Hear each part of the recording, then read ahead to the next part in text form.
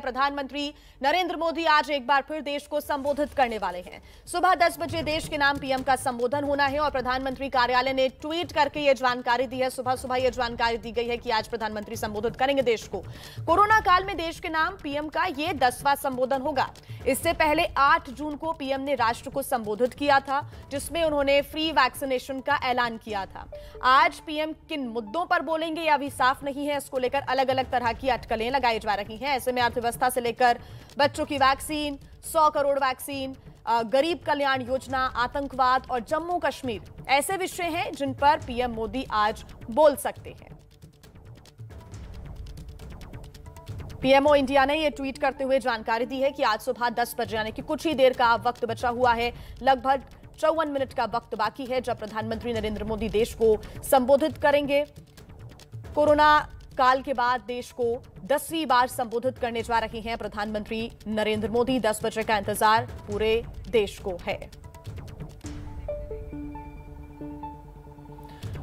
तो आपको बता दें कि इसके पहले भी प्रधानमंत्री नरेंद्र मोदी जब भी संबोधन करने के लिए आए, एक बड़े ऐलान के साथ उन्होंने बड़े ऐलान किए हैं। वो महत्वपूर्ण मुद्दे जिन पर आज वो ऐलान कर सकते हैं या फिर आप कुछ बातों का जिक्र कर सकते हैं, उन मुद्दों को भी आपको हम बता रहे हैं।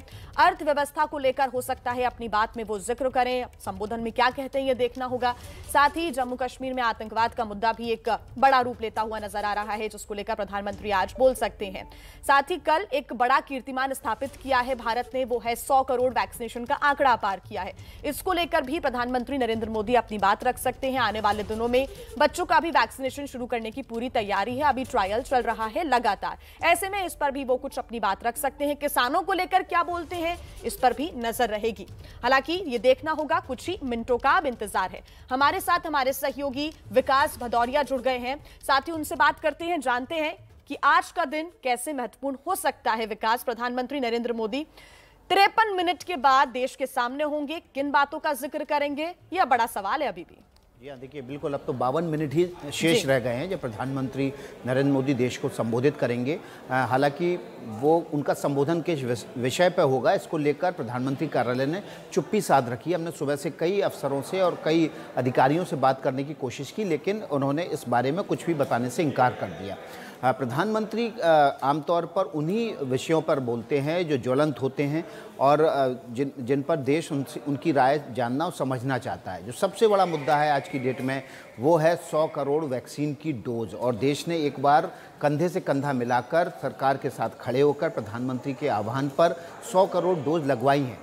प्रधानमंत्री ने आज तमाम अखबारों में अपना लेख भी लिखा है और उसी तरह प्रधानमंत्री संभवतः देश को इस मुद्दे पर संबोधित करना चाहते हैं। किस तरह से, क्योंकि देखिए अभी चुनौती अभी ख़त्म नहीं हुई है। कुल मिलाकर जो देश भर को डोज लगनी है वो 260 करोड़ डोज लगनी है। 100 करोड़ डोज अभी लगी है, 160 करोड़ डोज और लगनी है। और ये पड़ाव आने से पहले देश को तमाम अफवाहों, आशंकाओं, राजनेताओं के बयान, वैक्सीन पर राजनीति, उत्पादन की कमी से लेकर तमाम अहम पड़ावों का सामना करना पड़ा और उसके बाद आज देश इस मुकाम पर पहुंचा है कि 100 करोड़ से ज़्यादा वैक्सीन लगी हैं। लेकिन अगली चुनौती जल्द से जल्द हासिल की जाए, क्योंकि सरकार की कोशिश है कि दिसंबर आखिरी तक देश की कम से कम सभी वयस्क आबादी को 100% टीका लग जाए। इसके अलावा बच्चों की वैक्सीन भी आने ही वाली है। उसके जो ह्यूमन ट्रायल के बच्चों के जो ट्रायल चल रहे थे वो पूरे हो चुके हैं। DGCI को उसकी रिपोर्ट भी सबमिट की जा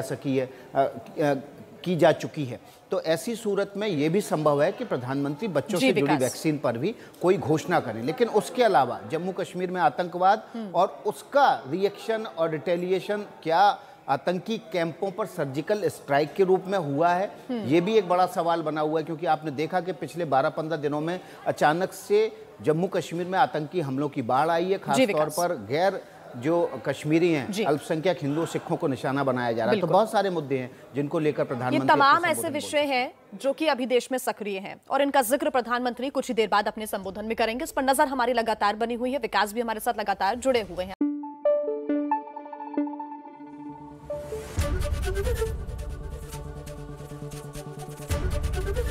ABP न्यूज आपको रखे आगे।